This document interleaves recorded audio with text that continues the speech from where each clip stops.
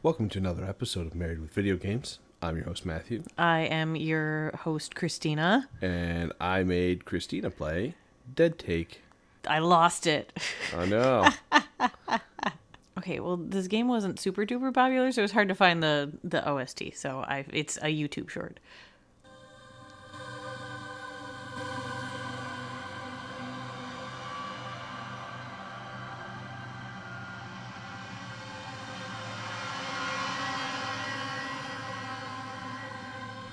Yep, that's about how spooky it was. That summarized the entire game. that was our podcast. That was Dead Take. Thank you. Thank you for listening. Mm-hmm. Back to it. You get a horse me from coughing for the last week. And you get a very tired me from everything else. From everything else. from you being awake all night, coughing. Yeah. That's kept me up very late. No, you've just slept in the spare bedroom. Mm-hmm. I still hear you coughing in the bathroom across the hall sometimes. Sometimes. Yeah. It's a whole thing. It's been great. But work's been crazy. Everything's been crazy. Life is insane. Yeah, we're recording our spooky podcast on November 2nd. It's not All Saints Day. It's All Souls Day. All Souls Day. So it's a perfect day It is for creepy podcasts. creepy All the souls podcast. are out right now, hanging out. Excellent. All right. Synopsis. You play as Chase Laurie. You are looking for a fellow actor named Vinnie Monroe. Vinnie has vanished after going to a big party thrown at Duke Kane's estate. Chase must uncover the mystery of what happened to Vinnie and travel down a dark road to uncover the secrets of what it means to star in a Duke Kane movie. Yes, Duke Kane in this universe is like a big producer who has like a cult following. Yeah, director, producer. Yeah, kind of all of it. Very regimented in what he wants and what he demands of his actors. Yeah. A lot of what you hear about a fair amount of directors and such in Hollywood. Not to this extreme. Maybe to this extreme. I'll fight you, Cameron. Thank you. There's a cough I won't be able to cut out of this podcast. Do you think he's dead? I hope so. I hope so. Thank you, South Park. Dead Take was released on July 21st, 2025 on PC. We played on Steam. We did. Jump scare here. Yes. Metacritic. Were there like 3 reviews for this game? There were not a lot. There were more than I thought. Okay. 76 from critics. Okay. 8.5 from users. Okay. Yeah. So I went with Gaming Trend. Okay. Because they had a solid, like, positive and negative. Okay. So we'll go with both of them. Gaming Trend positive. Where this horror salad works is in what isn't here. The mansion is somewhat messy from the party, but otherwise a largely spotless space. It's like a cleaning crew came in, got most of the way done, and left leaving the trash bags behind. Walking through the hallways, I always felt tension with every step. Maybe it's just the whole empty house at night shtick, but it's effective. There's a dread that's been harnessed, an empty feeling in the pit of your stomach every time you enter a room waiting for something more panic-inducing. Anticipation is your enemy, one that kept me on edge at all times. Oh, and there are mannequins in this game, and they suck. They're not great. They are not great, but I did appreciate that, like, everything is so open and empty, and literally every new room we went into, you and I were like, okay, what's going to be in this one? What's going to happen now? Especially when you get to, like, the movie theater to watch clips, and then the knocking on the door. I'm like, oh, God, what's going to be out in the other room? Jeez. That knocking just reminded me of the original Earthbound when Pokey is knocking on the door very loudly. Oh, that's right. Who's at the door knocking so loudly? That's all I could think of when that scene came up. It was the only lighthearted, but I'm like, I also don't want her to open this door. No, it was usually scary. Mm-hmm. So gaming trends, negative. While Dead Take tells an intriguing tale of loss, manipulation, and desperation, there are threads that are left unraveled, leading to a bit of a shallow story. There are some environmental storytelling elements through your phone and notes you find along the way, but it doesn't truly make up for what's missing. Some of this is probably on the short runtime, clocking in around 4 hours. It's also on the team for not committing to certain themes that should have been more prominent but are glossed over. For example, Duke Kane is a main presence in the story, but his backstory is lightly explored and feels a tad left behind in the final act. There's opportunity for impact, but it never arrives. I'm giving that I mostly so-so. agree. I'm giving the so-so to that one. I can see where the criticism's coming from, but I have a different opinion, and maybe the users do as a whole. Possibly. I have a Reddit thread open that was in Ask Me Anything with like one of the creators of it. Just if we want to go into that deep dive at some point. All right. So, as the reviews say, this game is very much puzzle solving and story driven experience. It was like 5 hours, 6 hours of gameplay. It took us about 5 hours, and I think after the fact, you said we missed some side stuff that would have been like an additional 1 or 2 hours. You said I think it was like 9 hours tops for like everything in the game. We missed all of Sam Lake's part, which made me very sad. I don't know where he would have been. I have no idea. All we found was his picture. Yeah. But we can talk about everybody that's in it later. Yeah, but it was 5 hours game, but it was dark and narrative heavy. You solve various puzzles with varying degrees of difficulty. The biggest issue is everything in the game can be part of the puzzle, so be ready to take note of numbers or names or look up a guide like we did. Yeah, the first night we played for honestly like an hour and a half, and it was very intriguing. And the puzzles weren't crazy. The puzzles weren't crazy at that point, and then the second night, like halfway through, I was like, just look up the answer. Was it like the art display? Art display was one of them. And then the scene with the mannequins. We had it pretty close. We were pretty close, but there were so many different options you could do. You had to stage the mannequins correctly based on 4 different scripts on a pegboard that had different descriptions of how the scene is supposed to be. Yeah. And as a whole, some of it felt easier than others. Like you had to remember a number that was said in a video. It was said several times, but you had to know that that was the code to open up a notebook to get the answer to the pictures that you're looking at. Yeah. Which was also a riddle inside of there, but it was a little bit easier to decipher once you open the book. And it makes it seem like you're supposed to do the paintings first, and that's not true. Yeah, or like when you needed Ben Starr's passcode, he like says it 1.5 times in one of the clips that you watch down in the movie theater. Mm-hmm. You're supposed to remember it. Oh, yes. Yeah. It's stuff like that you have to kind of pick up on. It's creative. It is. We're just not as detailed in attention to that. All in all, the game it's dark.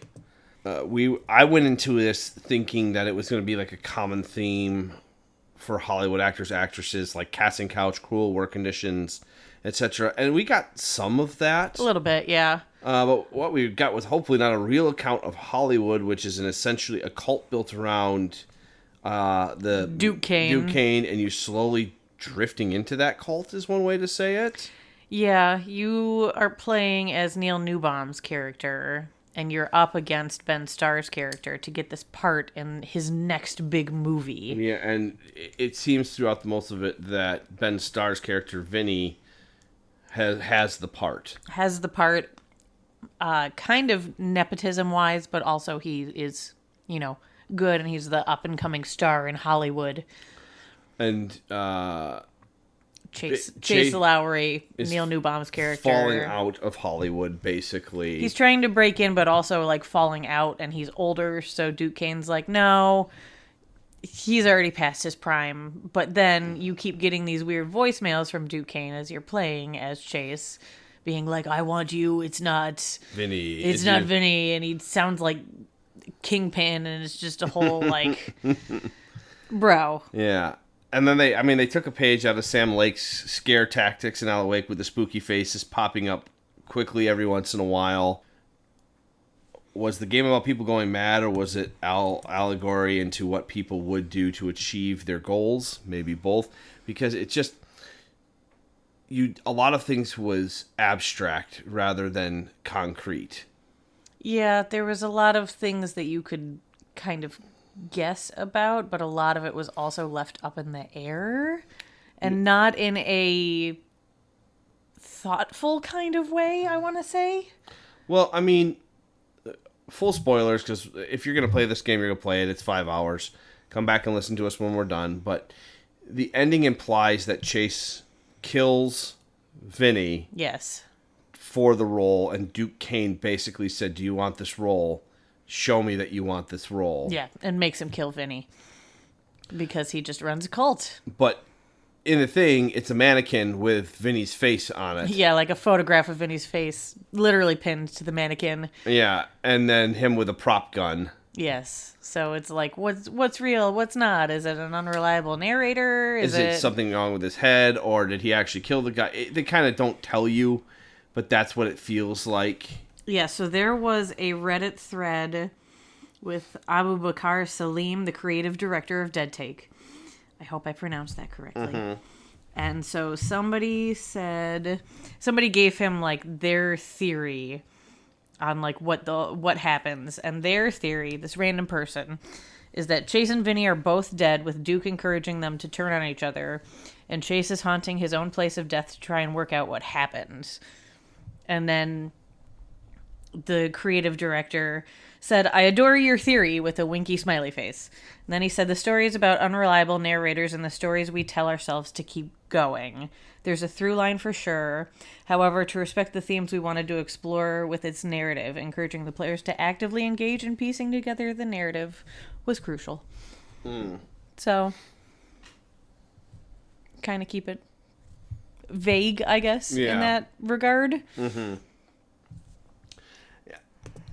I'm also just going to go to the IMDb page with all of the actors and actresses that are in this. We will go with this. I just want to, so let's touch on that first, because, let's touch on that last, because I want to. That's fine. We end can end on a higher note. Because this game is like the bare minimum standard of what makes a video game, in my opinion. But it was a very captivating game at the same time. Yeah, they made a lot out of very little, truly. Yeah. The puzzles were not straightforward, but they felt most like they were fair. Afterward, I was like, okay, they didn't just shove you into the dark, but you have to really want to pay attention to what's going on. Yeah, we felt like we were in the dark, but we were like, no, okay, we did hear it. We just weren't really paying attention and didn't feel like writing stuff down. Well, even starting the game, like, you start in front of Duke Kane's mansion, and you just have to, like, find your way inside. Yep. You have to find an open door somewhere and find the key and a notepad that has the keypad number on it. Yeah, and get yourself in. And then it's just an empty mansion that you wander around, and it is creepy as heck. Yeah, and you're finding notebooks, photos, and you'll get text messages and video messages, and you can watch scripts and videos of them on the screen, actual actors talking and doing their roles. Yeah, the found footage that you find throughout all of this that you can watch and then splice together to make other scenes is honestly like the highlight of this. It's very cool and very creative, and I appreciated that a lot. And all the reviews that I perused through basically said, like, that makes this game worth it. That and the sound design. Because apparently if you play it with headphones on, it's horrifying, because there's just, like, footsteps behind you and crap like that. Oh, and but there's nothing there or whatever. Oh, my gosh. So we missed all of that, and we kept our lights on, so, because we're wusses. Okay. So, yeah, I'd be kind of interested to play, like, halfway through and just, like, put on headphones and see what it's like, but also... Maybe not. No. You would jump at jump scares, and then I would jump because you jumped. There's one where you jumped, and I did, yes. I was so proud of myself. You were doing something else the first night that I played. Podcast. Oh yeah, and then you like came into it like 2 minutes before a jump scare, and immediately jumped at the jump scare. And I'm like, can you just not do that? They're scary. I know, you jump very easily. There's more startling. Yes. Than anything else. Yes. But the actors did an amazing job, and they had a really cool cast. So they really did, and I think was that like half the reason that we wanted to play this. Yeah, was that's just only, all of the people. The only reason. only reason was the cast. So we had Neil Newbon as Chase. Neil Newbon is Asterion. Asterion. He's done a lot of other things, but Most notably Asterion. Asterion lately. Ben Starr. Who is Troy Baker, who is everything. Making me laugh. He's Ben Starr's in a lot of things. We've talked about him in like the last 5 podcasts. Claire Obscure, Final Fantasy 16, every other video game ever. He's Prometheus. He plays Hades Ellie in 2. The Last of Us too. That's yes. No, actually, that's Nolan North. That is Nolan North. I will side from this. One of the reviews that I read said that they thought that the scariest part of this game was going to be all of the British people trying to do Southern American accents. They did a pretty good job. They did pretty good. Neil Newbon at one point, I could definitely hear his accent come through in a couple words. And I'm like, whatever. He did a really good Southern accent, though. He did a really good Southern accent. And then I know Alana Pierce was in it. Alana Pierce was Victoria Cross. Matt Mercer was just in that one random giant scene on that screen. Travis Willingham, Laura Bailey. Ooh, Critical Role, and she was Abby in... She's Abby, Last of Us Part 2. Yep. And Sam Lake was apparently in it as well. And we somehow missed his entire part. And we just love some Sam Lake. We do. He's the best in that group right there. You know, most notable actor. In that. Absolutely. Completely. What are you talking about? Oh, we're just Alan Wake freaks and Remedy Universe freaks, so kudos to you, Sam Lake, for being in a video game. Yeah, so the found footage for this game... And if you watch a trailer after you listen to this podcast, or if you saw a trailer before it came out, it's like legitimate like footage of these actors doing these things. Doing the scenes, yeah. Yep. So you get Neil Newbon, you get Ben Starr, Ben Alana Starr, Pierce, yep. And there's a few other people you see. Apparently, I think there is video footage of Sam Lake. We just didn't see I know, him. we should look it up. We probably will after we record this. It's going to be hard to find, I feel like. Yeah, I don't know. We can look up Sam Lake Dead Take and see what we see. Yeah. He posted a lot of stuff on Instagram, but it was just, marketing stuff. Or was it just him drinking coffee with all them over there? Probably. Yeah, I know. They can't... Mr. Burns can't see you winking. So you find all of this footage, and then you have this machine in the movie theater in the basement where you can splice things together and like make your own scenes and make like brand new scenes, which is weird, but whatever. But that is incredibly creative, and it's very cool to see all of these like voice actors actually, acting. Yeah. You just hear their voices normally. Yeah, and you see them, and they're doing their thing. And yeah, Ben Starr has a ridiculous one where he goes like full insane Christian Bale on whoever's doing the line reading with him. Mm-hmm. That was like, sheesh. Yeah. Whew. I know he's acting, but I don't know if I like him. Like, I don't like you right now. No. You deserved it. If he did actually die, I don't know. Who knows? So, yeah. The game... It was a good, short, creepy game for October. It took us like 3 days. I think it was $15 or $20. Yes. The price was fair. I may have even paid less. I don't know, but it was $15 or $20. Price was fair. You'll get a creepy enough story. It's not something I would replay, really. Yeah. There's not really much replay value in it for me, but it was definitely worth the playtime and playthrough. Yeah, and it's all first-person POV, so that also kind of makes it creepier. Yeah, take some notes. Take your time to explore. Once the creepy stuff happens, it doesn't usually repeatedly happen again. No. So, like, they'll have some jump scares when you go into a room. I think we went in and out of the same room 100 more times, and there were no more jump scares. Yeah, that was the review that I pulled, made the comment of, like, there are, like, your standard jump scares, but they happen, like, when you open a room, and then they don't happen again. Like, they're scripted, they're not random. Yes. And they terrify you because they catch you off guard. Yeah. But they don't just keep popping up. The only overly creepy part, I would say, is when you had to finish the film reel and the mannequins kept moving and you could hear them moving around you.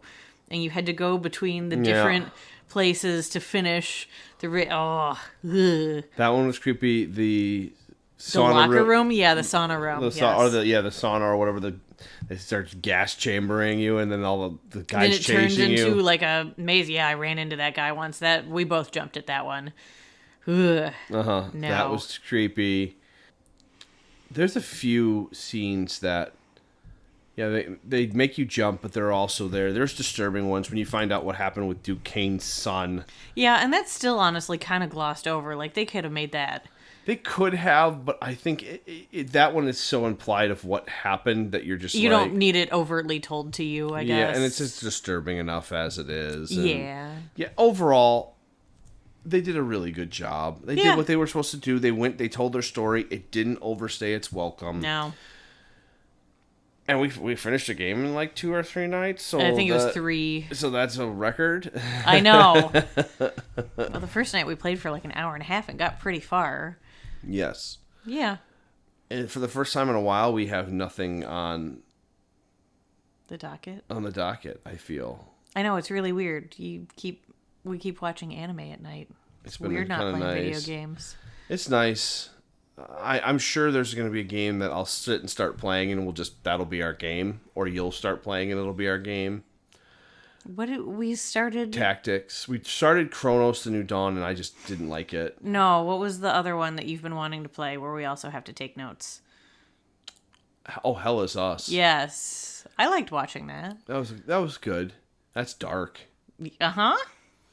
That's real dark in a different way, like as in War is Evil dark kind of thing. But they're not wrong. I have Final Fantasy Tactics and that, which would both be enjoyable to sit and play. Yeah.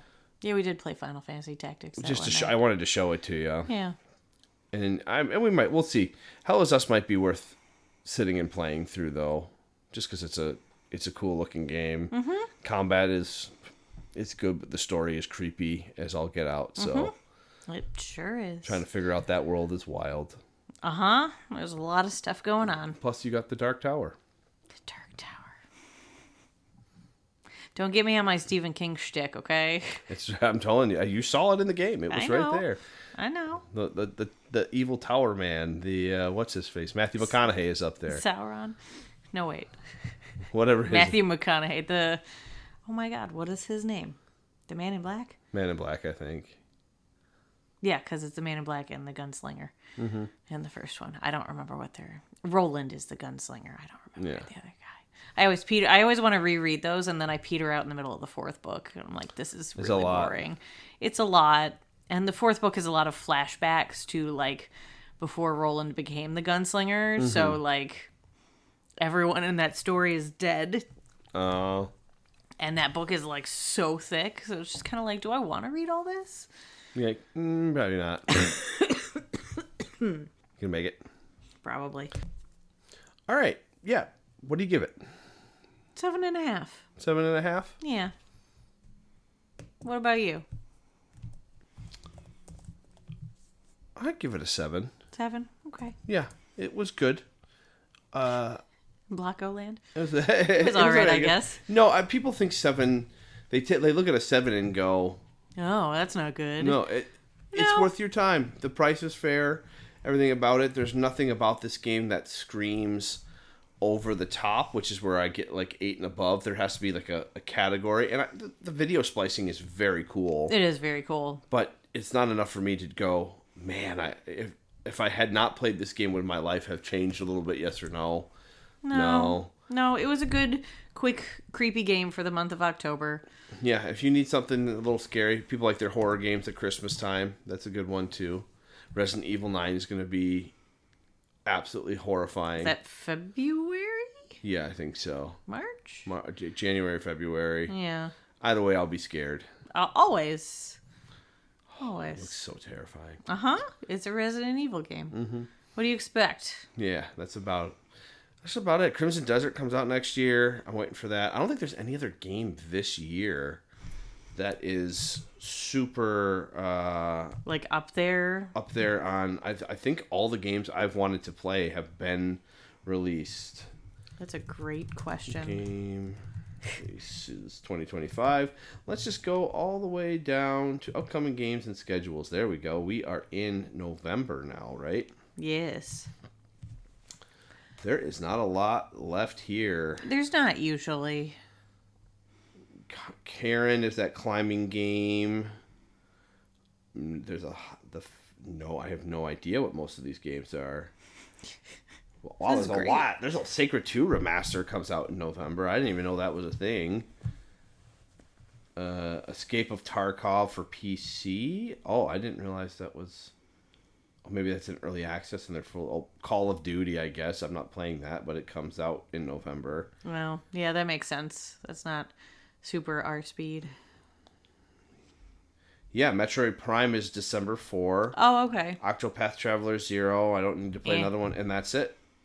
Yeah. Wow. Okay. There's a Deadpool VR is in there somewhere. Well, yeah, with all the VR we play, you know.